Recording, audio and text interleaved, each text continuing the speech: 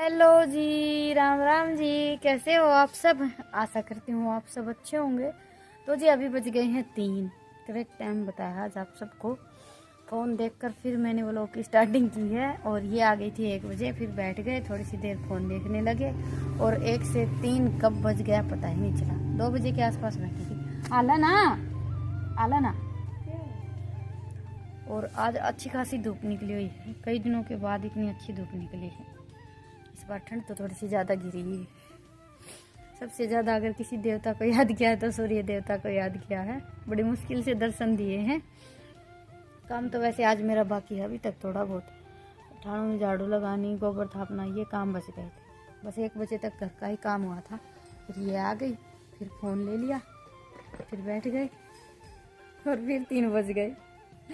तो जी चलिए अभी फिर से अपने काम पर लग जाते हैं। झाड़ू लगाकर पहले वैसे तो सानी डालूंगी।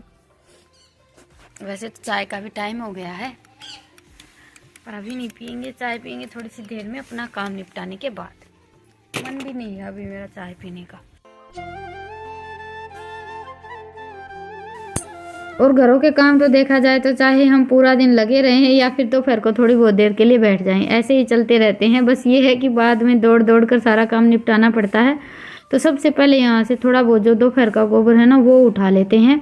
वैसे अभी हल्की हल्की धूप निकलने लगी है ना, तो काम बड़ी जल्दी निपट जाता है। सर्दी चाहे सुबह शाम थोड़ी सी ज़्यादा ही हो, बस 1-2 घंटे के लिए धूप निकलती है ना तो थोड़ा सा अच्छा लगता है। थोड़ी बहुत देर के लिए धूप में बैठ जाते हैं और काम भी जल्दी जल्दी बन जाता है। पूरा दिन धूप नहीं निकलती है ना, तब थोड़ी सी ज़्यादा नमी भी रहती है और काम भी नहीं बनता है। तो जी बस अभी गोबर उठा दिया था, उसके बाद फिर झाड़ू लगा दी और अभी डाल देती हूँ भैंसों को सानी। काम पर लगने के बाद वैसे ठंड तो लगती नहीं है, हम बैठे रहते हैं ना तब तक हमें ठंड थोड़ी सी ज़्यादा लगती है। और एक बार काम में लग जाते हैं ना, चाहे फिर सर्दी हो या गर्मी हो, फिर तो हमारी वो रूटीन सी बन जाती है। और थोड़ी बहुत जो पहले किसानी भैंसों की खोरों में है ना वो निकाल देते हैं, क्योंकि इस बार हमने बाजरे की सानी कटवाई थी और ये इतनी ज़्यादा अच्छी तरह से भैंस खाती नहीं है। इतनी ही खाती हैं और इतनी ही छोड़ती हैं, तो एक दिन छोड़कर एक दिन तो सारी सानी निकालनी ही पड़ती है। तो जी बस अभी सानी मैंने खोर साफ करके फिर से डाल दी और अभी मिला देते हैं चून। घास तो इस बार हमारे यहाँ इतना ज़्यादा हुआ नहीं है, हुआ था वो ख़त्म हो गया है। अभी तो कई दिनों से कटड़ियों को चून ही डालना पड़ रहा है, नहीं तो सर्दियों में तो अच्छी खासी जई तैयार हो जाती है। लेकिन इस बार हमारे यहाँ पहले जो तैयार हुई थी वो थोड़ी सी जल्दी ही ख़त्म हो गई और फिर से तैयार हुई नहीं है, क्योंकि सर्दियों में एक बार भी बारिश नहीं हुई है। बारिश नहीं होती है ना तब तक कोई भी फसल इतनी अच्छी बनकर तैयार नहीं होती। बारिश की तो बात ही कुछ अलग होती है। लेकिन इस बार तो बारिश के मौसम में जैसे इतनी ज़्यादा बारिश नहीं हुई थी और पूरी सर्दी निकल गई है, एक बार भी बारिश नहीं हुई है। नहीं, सर्दियों में भी हल्की फुल्की बारिश तो ज़रूर होती है और किसानों को तो बारिश का बहुत ज़्यादा इंतज़ार रहता है। और अभी ईशांत भी आ गया था, रितिका के पेपर चल रहे हैं तो ये थोड़ा सा जल्दी आ जाती है, ईशांत लेट आता है, इससे थोड़ी सी देर बाद आता है। और आते ही इन दोनों बहन भाई की मस्ती स्टार्ट हो जाती है। थोड़ी सी देर तो बैठकर बातें करते हैं, उसके बाद फिर इनका झगड़ा स्टार्ट हो जाता है। अभी भैंसों को सानी डालकर फिर मैं आ गई थी गोबर थापने के लिए। और यही टाइम रहता है जब मैं घर से बाहर निकलती हूँ और हमारे अड़ोसी पड़ोसी हैं इधर उधर घूमते घूमते, उनसे भी बातें हो जाती हैं। बाकी तो सर्दियों में पूरा दिन हमारा अंदर अंदर ही निकल जाता है। और एक बार बातें करने के लिए बैठ जाते हैं ना, फिर तो 1 घंटा आधा घंटा ऐसे ही निकल जाता है। वैसे तो सर्दियों में ये सारे काम जैसे गोबर थापना, गोबर उठाना सुबह सुबह ही हो जाते हैं, लेकिन आजकल रूटीन कुछ ऐसी ही चल रही है, सारे काम नहाने धोने के बाद ही करने पड़ते हैं। और पशु रखते हैं तो देखिए नहा धोकर गोबर बारी के काम करने ही पड़ते हैं। सुबह का काम अगर हम नहाने से पहले कर लेते हैं तो फिर दोपहर का नहाने के बाद ही करना पड़ता है। तो गोबर बारी का तो ऐसा कोई काम नहीं है कि नहाने के बाद होगा ही नहीं। बस अभी ये आ गए थे, मैंने सानी वगैरह डाली, गोबर थापा तब तक। उसके बाद फिर रितिका ने बना दी थी चाय और मैं लग गई हूँ अभी खाने की तैयारी में। चाय पीते पीते सब्जी कट कर लेते हैं, क्योंकि यहाँ पर भी आधा घंटा आराम से निकल जाता है। चाय पीते हैं तभी टाइम मिलता है बैठकर बातें करने का। और माँ भी आ गई थी, माँ तो वैसे कल रात को आई थी। तो जी बस आज खाने में मैं बनाने वाली हूँ आलू गाजर मटर और गोभी की मिक्स सब्जी। वैसे ये वाली सब्जी खाने में बहुत ज़्यादा अच्छी लगती है। कभी कभी गर्मियों में भी हम 2-4 सब्जियां मिक्स करके बनाते हैं तो अच्छा टेस्ट आता है। तो आज मैंने सोचा चलो 2-3 सब्जियां थोड़ी थोड़ी घर पर रखी थी, इनको मिक्स करके बना लेते हैं। तो बस मैंने सिंपल सा तड़का तैयार किया और उसमें डाल दी सारी की सारी सब्जियां। और इसमें मैं डालूंगी अभी 1-1.5 गिलास पानी पानी तो कढ़ाई में बनाते हैं तो डालना ही पड़ता है, नहीं तो ये वाली सब्ज़ी बिल्कुल सूखी सूखी सी बनती है ना, गोभी हल्की सी खड़ी खड़ी रहती है तो ज़्यादा अच्छी लगती है खाने में। पर गैस पर तो ये है कि बिल्कुल लो फ्लेम पर हम बना लेते हैं। चूल्हे पर थोड़ा सा पानी डालना ही पड़ता है, पर इतनी ज़्यादा पानी नहीं डाला है मैंने, तरी की नहीं बनाऊँगी, बिल्कुल सूखी सूखी सब्ज़ी बनाकर तैयार करेंगे। तो जी बस अभी सब्ज़ी को ढककर 8-10 मिनट के लिए पका लेते हैं, क्योंकि सारी सब्जियां बिल्कुल फ्रेश हैं तो बड़ी जल्दी बनकर तैयार हो जाती है। तो जी अभी ये देखिए सब्ज़ी हमारी बनकर तैयार हो गई है। लास्ट में इसमें मैंने डाल दिया है काफ़ी सारा हरा धनिया, मिक्स करके कढ़ाई को उतार देती हूँ नीचे। और अभी बना लेते हैं सबके लिए गर्मा गर्म रोटियाँ। वैसे गोभी थोड़ी सी ज़्यादा ही पक गई है, क्योंकि गाजर को पकने में थोड़ा सा टाइम लग जाता है और गोभी बड़ी जल्दी पककर तैयार हो जाती है। सर्दियों में जो गोभी आती है ना बिल्कुल कच्ची होती है, भाप भाप में बन जाती है। अभी सबका खाना हो गया था, उसके बाद फिर मैं लग गई बर्फ़ी बनाने में। मैंने परसों बनाया था, परसों या उससे एक दिन पहले मूंग दाल का हलवा बनाया था। तो मुझे दाल थोड़ी सी ज़्यादा लग रही थी, उसमें से थोड़ी सी दाल मैंने भून कर निकाल ली थी। 1-1.5 कटोरी के आसपास भुनी हुई दाल रखी थी। तो अभी मैंने थोड़ा सा घी डालकर 1 कड़छी से भी थोड़ा सा कम गेहूँ का आटा भून लिया है।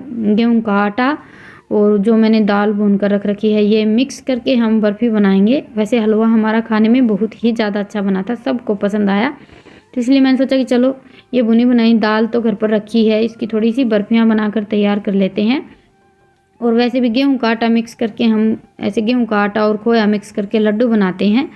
सर्दियों में कभी कभी गोंद के लड्डू नहीं बनते हैं तो खोया में थोड़ा सा गेहूँ का आटा डालकर लड्डू बना लेते हैं। 15-20 दिन आराम से चल जाते हैं और खाने में भी बहुत ज़्यादा अच्छे लगते हैं। तो कुछ वैसे ही मैंने ये मूंग दाल की और गेहूं के आटे की बर्फ़ी बनाकर तैयार की हैं। अभी आटा तो मैंने पहले ही भून लिया था, उसके बाद फिर वो भुनी हुई मूंग दाल डाल दी, उसको हल्का सा गर्म किया और फिर मैंने इसमें डाल दिया 2 पड़िए दूध के। ये आधी किलो से थोड़ा सा कम दूध था और दूध हमारा ये गर्म था, जो हम दोपहर को हारम गर्म होने के लिए रखते हैं ना, तो वो दूध डाला है मैंने। बड़ा ही अच्छा टेस्ट आता है उस दूध का। बस दूध डालने के बाद अच्छी तरह से मिक्स किया और फिर डाल दी चीनी डालने के बाद इसको थोड़ी सी देर के लिए और पका लेते हैं हम। और ये देखिए हमारा ये जो आटा और मूंग दाल है, इसने कढ़ाई बिल्कुल छोड़ दी है। कढ़ाई में चिपकता है तो फिर बर्फ़ी बनाने के लिए तैयार नहीं हुआ है। कढ़ाई छोड़ दे तो ये समझ लीजिए कि बर्फ़ी बनाने के लिए बिल्कुल परफेक्ट तैयार हो गया है। बस अभी झटपट कढ़ाई को उतार लेती हूँ नीचे। और ये दाल भुनी बनाई 2-3 दिन की रखी थी, मैं सोच रही थी बनाने की कि फिर से हलवा बना लेंगे, फिर मैंने सोचा चलो थोड़ी सी बर्फ़ी बना लेते हैं। तो बस अभी मैंने ये थाली ले ली, इसमें लगा लिया है हल्का हल्का घी। सर्दियों में वैसे सब कुछ साथ के साथ जम जाता है, बिल्कुल भी टाइम नहीं लगता है। और टाइम लगभग अभी 8:30 बज गए हैं। खाना आज मैंने थोड़ा सा जल्दी बनाकर तैयार कर लिया था, आज वो काम मेरा जल्दी हो गया था तो फिर मैं बर्फ़ी बनाने के लिए बैठ गई। करना मुझे हमेशा लेट ही रहता है। तो जी बस अभी इसको हम इस थाली में फैलाकर रात भर के लिए छोड़ देंगे, सुबह तक हमारी बर्फ़ी जमकर तैयार हो जाएंगी। और टेस्ट में भी ये बर्फ़ी खाने में बहुत ज़्यादा अच्छी लगती हैं, क्योंकि हम जो मूंग दाल का हलवा बनाते हैं उसमें भी थोड़ा सा आटा या सूजी तो हम डालते ही हैं। आप चाहें तो आटे की जगह पर थोड़ी सी सूजी भी डाल सकते हैं, लेकिन मैंने तो गेहूं का आटा डालकर ही बनाया है, क्योंकि ऐसे ही लड्डू बनाए जाते हैं और वो खाने में बहुत ज़्यादा अच्छे लगते हैं। तो कुछ वैसे ही मैंने आज ये बर्फ़ी बनाकर तैयार की है। क्योंकि भुनी हुई मूंग दाल बिल्कुल थोड़ी सी रखी थी, थोड़ी सी ज़्यादा रहती तो हम लड्डू भी बनाकर तैयार कर लेते। खाने तो हमें ऐसे ही रहते हैं, चाहे लड्डू बनाए या बर्फ़ी बनाए। तो मैंने थोड़ा सा ज़्यादा घी डालकर बस बर्फ़ी बनाकर तैयार कर दी है। तो जी ये देखिए कुछ जैसे खोवा की बर्फ़ी बनती है ना, वैसा कलर आया है। आप चाहें तो इसमें थोड़ी बहुत हल्दी भी डाल सकते हैं, इससे कलर थोड़ा सा चेंज हो जाता है। जैसे हम मूंग दाल की बर्फ़ी बनाते हैं ना, कुछ फिर वैसा कलर आता है, लेकिन मैंने इसमें कलर वगैरह कुछ नहीं डाला है, बिल्कुल सिंपल तरीके से बनाई है।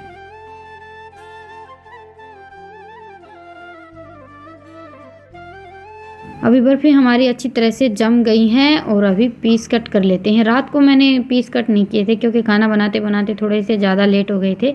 और वैसे भी ये बर्फ़ी इतनी ज़्यादा सख्त नहीं रहती हैं, अभी सुबह तक जम गई हैं, तब भी बड़ी ही आसानी से पीस कट हो गए हैं। खोआ वगैरह हम बनाते हैं ना, तब तो पीस हमें हल्का सा ठंडा होने के बाद ही कट करने रहते हैं।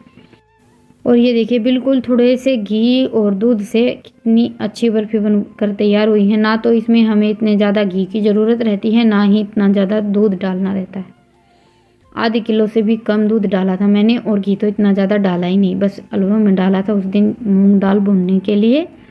और बच्चों का ये है कि इनको घूमते फिरते कुछ ना कुछ खाने की आदत रहती है।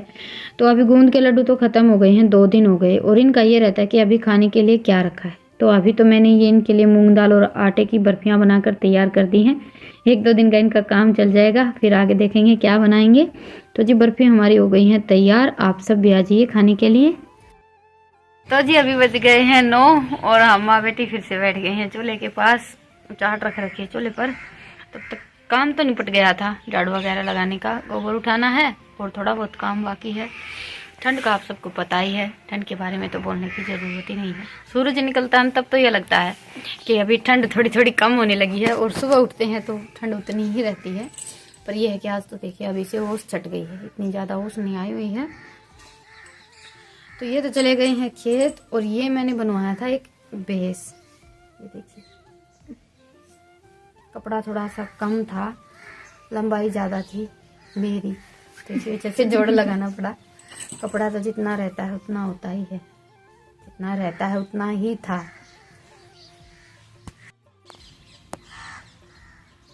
तो जी ये देखिए कुछ तो जैसे प्लेन आते हैं, प्रिंटेड कपड़ा आता है, और कुछ बेस ऐसे आते हैं जिसमें जो ये लहंगा बोलते हैं हमारे यहाँ, तो ये सिर्फ यहाँ पर एक सिलाई लगानी रहती है, बाकी तैयार रहता है। और मैंने दी थी पोशाक नाप के लिए, तो इसमें गलती तो मेरी ही है, क्योंकि पोशाक थोड़ी सी ज़्यादा नीची रहती है, नीची ही पहनी जाती है, लेकिन बेस तो हमें डेली में पहने रहते हैं। तो ये देखिए इसकी तो इतनी ही लंबाई चाहिए रहती थी, लेकिन मैंने नाप के लिए पोशाक दी थी ना, इसीलिए ये ऐसा बन गया। इतना ज़्यादा नीचे जो बेस रहते हैं वो डेली में पहनने के लिए सही नहीं रहते हैं, क्योंकि काम करना रहता है घर का। बाकी हमारा रहन सहन जैसा है वो तो आप सबको पता ही है। तो आज बच्चों की छुट्टी थी, तो अभी मुझे ये कपड़ा यहाँ से निकालना पड़ेगा, सारा उधेड़ना पड़ेगा, क्योंकि गलती तो मेरी ही है, मैंने ही नाप के लिए पोशाक दी थी। वैसे जैसे बेस पोशाक ये सारी चीज़ें थोड़ी सी ज़्यादा नीची नीची रहती है ना, तभी ज़्यादा अच्छी लगती हैं देखने में। तो पर देखने का क्या है, हमें अपना काम भी तो देखना है। काम तो पूरा दिन गोबर बारी का चलता रहता है, ऐसा तो है नहीं कि हम पहनकर बैठ जाएंगे और ये सारा कपड़ा निकालना पड़ेगा ना। तो ये इतना फिर लगा देगी सेब क्या डैनी डरगी के। और 2-3 दिन हो गए इस बेस को सिल कर आए हुए, तो लेकिन मुझे टाइम ही नहीं मिल रहा है, और ये सुबह खेत चले जाती हैं। तो आज ईशांत की छुट्टी है स्कूल की, तो मैं सोचा चलो आज सही है। सही क्या है, आज टाइम है थोड़ा सा ले। और ये इसके साथ में लुगड़ा है, ये देखिए 2-3 कलर का है। सुथरा लगे घेर दिया, ये पड़ा है मन कड़े घेरा। तू सारी चीज उठा के क्यों लाई? अभी सुबह सुबह बैठे थे, कुछ काम तो चल नहीं रहा था, तो मैं सोचा चलो ये काम कर लेते हैं। फिर एकदम धूप निकलने के बाद सारे काम इकट्ठे हो जाते हैं, तो इतनी जल्दी जल्दी सारे काम बन भी नहीं पाते हैं। और ये देखिए लुगड़ा कुछ ऐसा डिजाइन है इसका, 2-3 कलर का। सही मम्मी, हाँ जो भी है तू दर दे। एक तो आरियो लहंगा मन दे दे, उधेड़ दी उसने। कुर्ती भी मम्मी, कुर्ती भी है के। और ये देखिए इसके साथ में कुर्ती भी कुछ ऐसी ही है। ले बाकी तो पहनने के बाद देखेंगे कैसा लगेगा मुझ पर। पहले मैं पहनती थी, अभी नहीं पहनती थी। यहाँ पर आने के बाद 2-3 बेस मंगवाए थे मैंने, एक और भी सिलवाया था, उसका कपड़ा बिल्कुल कम निकला है। ऐसे करके कुछ दिनों से तो बेस सिल ही नहीं पा रही हैं। उसका जो ऊपर का जोड़ रहता था वो तो सिल गया है, और जो अलग से नीचे का बेस का कपड़ा लेकर आए थे ना लहंगे का, वो कम रह गया है, तो वो वापस आ गया है। जो पहनते हैं उन्हें तो शायद समझ में आ जाएगा, जो नहीं पहनते उन्हें समझ में नहीं आता है। और ये बेस मैंने राजस्थान से मंगवाए थे, 3 बेस मंगवाए थे, तो तीनों में से एक बेस सिल कर आया है अभी तो सिर्फ ये, बाकी एक तो वापस आ गया है, सिर्फ जोड़ बना है। और जो नीचे का लहंगे का कपड़ा रहता है वो कम रह गया है। एक मैंने अभी तक सिलने के लिए ही नहीं दिया है, और इसमें भी मेरी गलती की वजह से ये गड़बड़ हो गई है।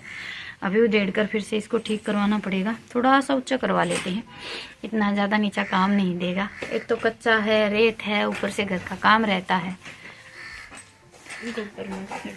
और के गोबर में सड़गा हांडगा। तो ये चलिए अभी पहले फिलहाल तो मैं ये काम कर लेती हूँ, उसके बाद फिर ईशांत को भेज देंगे। जी बस अभी इसका एक्स्ट्रा कपड़ा तो मैंने निकाल दिया है और ये ईशांत को दे देती हूँ फिर से सिलाई लगवाने के लिए। मेरी तो मशीन ख़राब हो रखी है, नहीं तो ये छोटे मोटे काम तो हम खुद से भी कर सकते हैं। और अभी लेती हूँ आप सबसे विदा, फिर मिलूंगी एक प्यारे से व्लॉग के साथ। आप सबको आज का व्लॉग कैसा लगा मुझे कमेंट सेक्शन में ज़रूर बताइएगा। फिर मिलेंगे, तब तक के लिए राम राम। स्वस्थ रहिए, मस्त रहिए, अपना और अपनों का ढेर सारा ख्याल रखिए।